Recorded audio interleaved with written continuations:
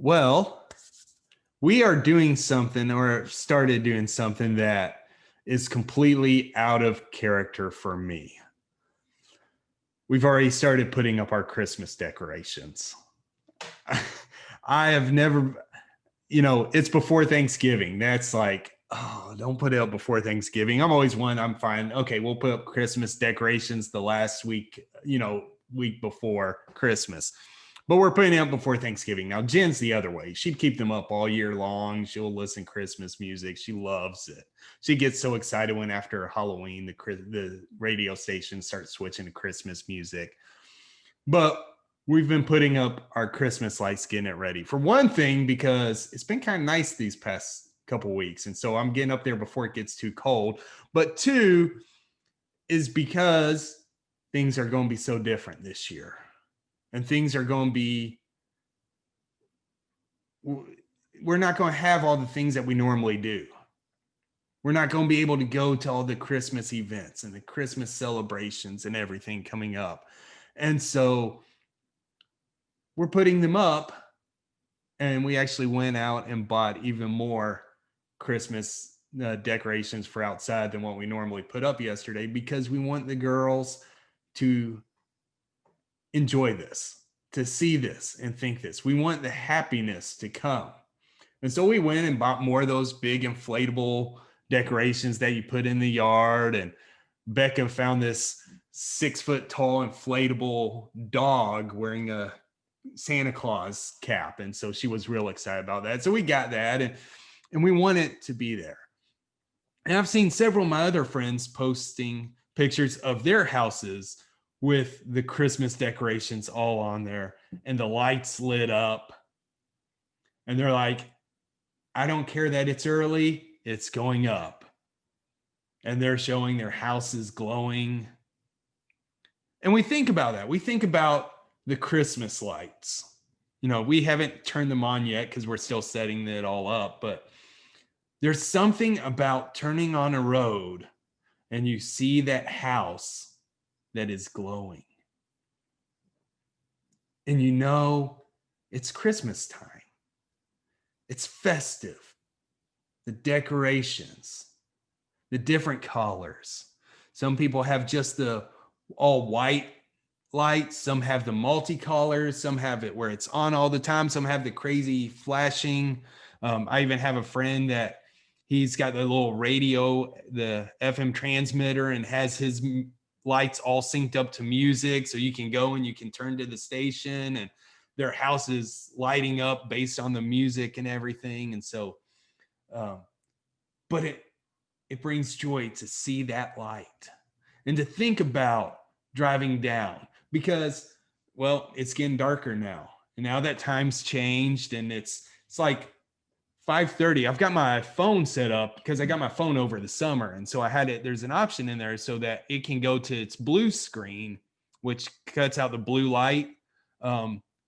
Either I can set a time or I can have it change based on sunrise and sunset.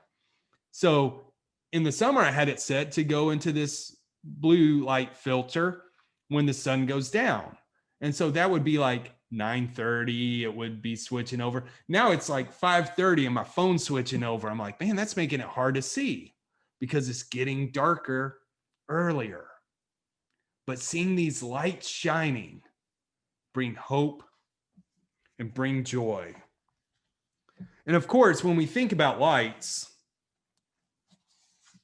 we think about the light, Jesus. Remember the words at the beginning of the Gospel of John? In the beginning was the Word, and the Word was with God, and the Word was God. He was with God in the beginning. Through him all things were made. Without him nothing was made that has been made. In him was life, and that light was the light of all mankind. The light shines in the darkness, and the darkness has not overcome it. There was a man sent from God whose name was John. He came as a witness to testify concerning that light, so that through him all might believe. He himself was not the light. He came only as a witness to the light. The true light that gives light to everyone was coming into the world. Think about that. The light that was Jesus. And we think about this light shining in the darkness. Of course, whenever I read that verse, I think about when you go on a cave tour and you go down and you're down inside the cave and they're like, okay, now we're going to turn off all the lights so you can see how dark it is. And they start turning off all the lights. And if you have to cover up your watch or your phone, because they turn it off, but then they'll turn on just a little bitty light. It's amazing how much just a little light makes a difference in complete darkness. The light of the world is Jesus, who comes to us. We remember the verse in Psalm 119, I believe it's 105. Your word is a lamp unto my feet and a light unto my path. And we use lights. We love having lights to help us see and be able to do things once it gets dark. Or we have lights to help us get through the house at nighttime. Or you've got little night lights in the rooms for the kids, so it's not so scary. Or we'll leave a light on so that when we get hungry in the middle of the night or need a glass of water, it's easy to make it to the kitchen. Light shows us the way. Light shines for us to see. But I want us to really think about a passage today that's found in Matthew chapter 5. It's in verse 14, begin verse 14. Matthew chapter 5, we've got the Sermon on the Mount.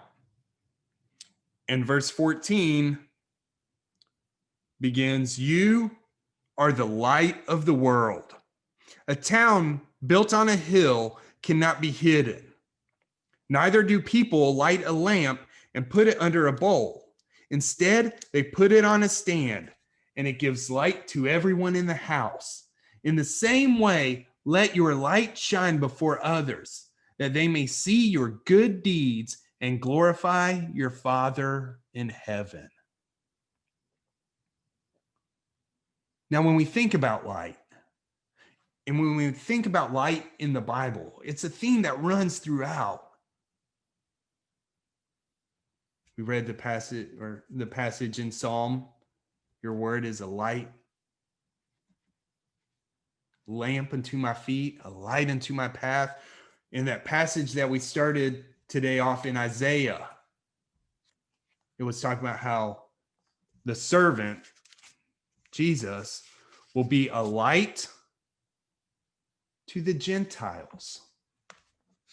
We read in John at the beginning that the word was the light of the world. And you can go throughout John's writings and you see that Jesus is the light of the world. But here in Matthew, in the Sermon on the Mount, chapter 5, verse 14, you are the light of the world.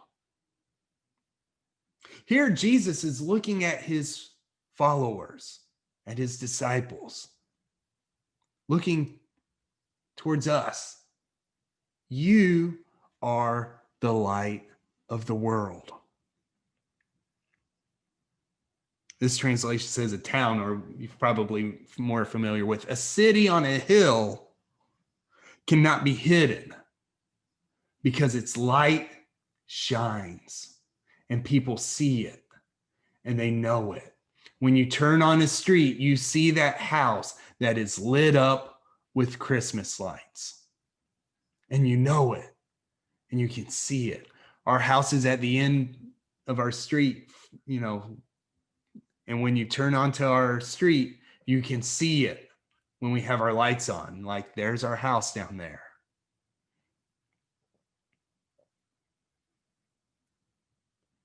Neither do people light a lamp and put it under a bowl. Instead, they put it on a stand, and it gives light to everyone in the house.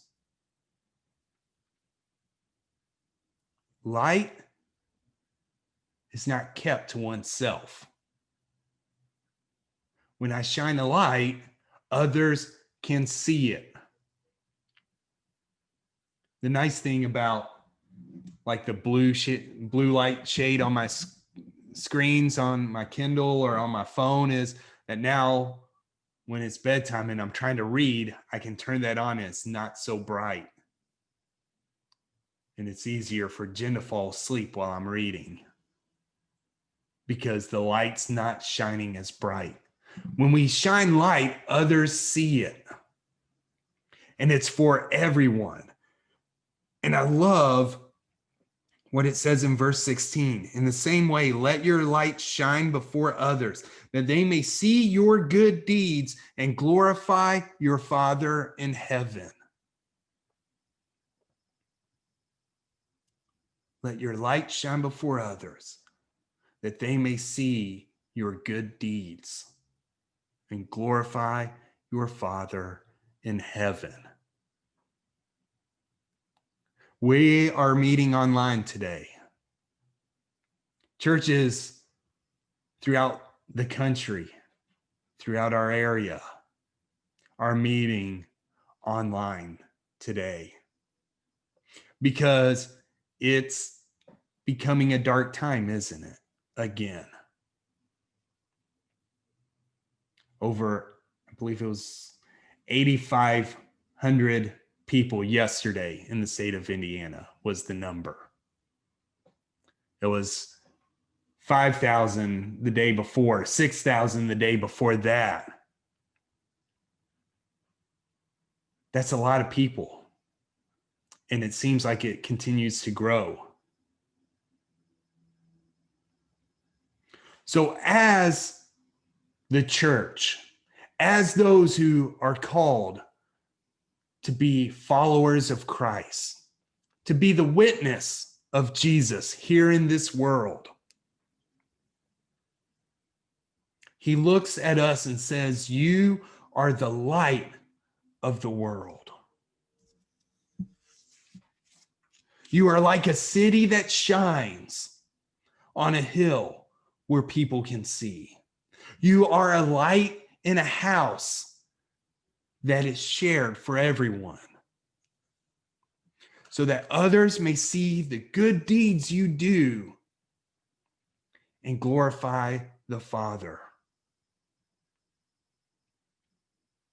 During this time, as Christians, as the church, we need to be that light.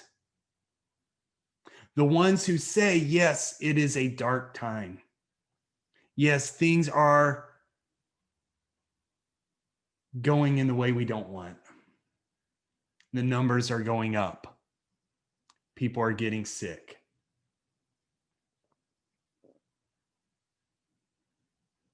But we, as followers of Christ, are called to be the light.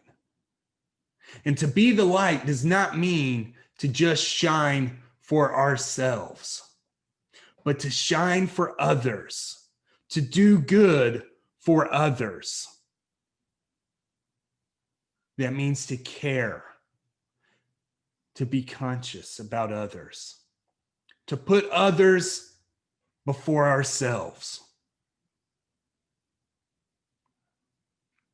so that they may see the way that we act, the ways that we behave during these times, and know it is not just about us and ourselves, but about shining this light, the light of Christ, throughout this world, so that your good deeds will be seen. Lights are noticed, whether they're on or off. We notice things. Jen has a headlight out on her car right now that I need to go replace. When it's not shining right, you notice. When, I forget if Rachel was she might have been in first grade. It was a day in March, and she got off the bus and came home, and Jen came up to me afterwards and said, "You need to go take down the Christmas lights. Kids on the school bus are asking why we still have them up." Because it was cold and I wasn't going out there yet. But okay, I'll get out there because people notice what lights do. We didn't even have them turned on. We just had them hanging still. We unplugged them, but they were still there. Why are your Christmas lights up? Why aren't they shining? It's now March. As Christians, as those who claim to follow the light of the world, as those who follow the one who calls us the light of the world, to shine throughout and to spread the message of hope and love and joy and peace. Are we shining? Are we shining during this time? Or are we lights that have burned out? Are we lights that are just there but serve no purpose? That we need to unscrew and throw away and put in a fresh bulb.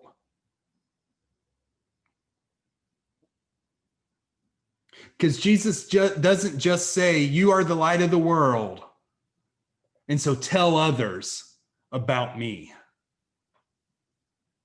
What does he say? It says, "In the same way, let your light shine before others, that they may see your good deeds and glorify your Father in heaven." We are called to be active. We are called to show love to others. And throughout the history of the church has been on the forefront of caring for others during times of illness and sickness and pandemics. Those who follow Christ are the ones who have always been there to care and to love on the sick and the dying. And so in this time as our numbers continue to grow,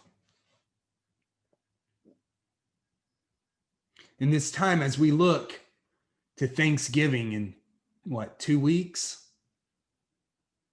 Christmas a month later? Are we concerned about ourselves? Do we try and keep our light for ourselves?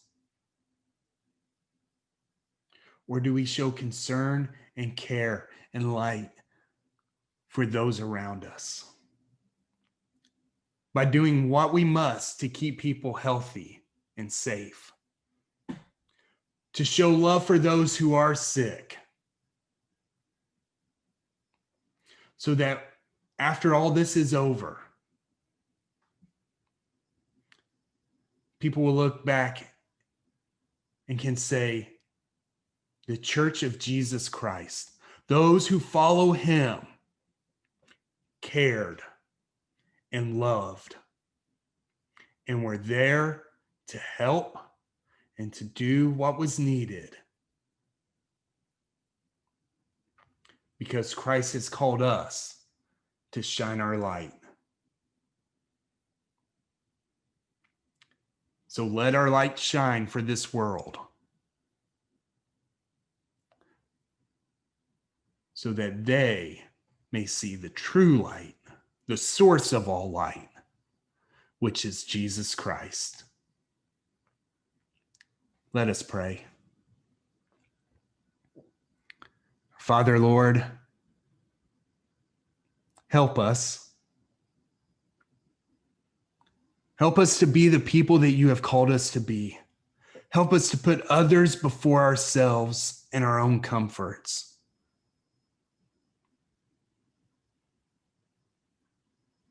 Help us to do what is needed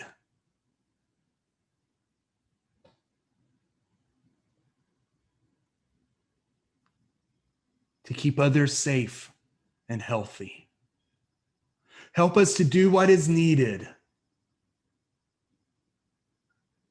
to show your love to this world.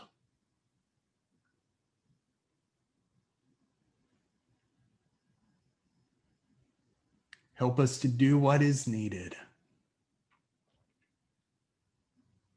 so that we may love others in a way that points them and shows them your glory and your light.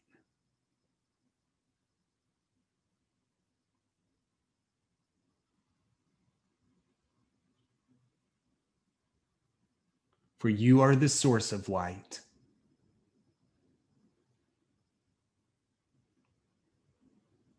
And so we turn to you. Amen.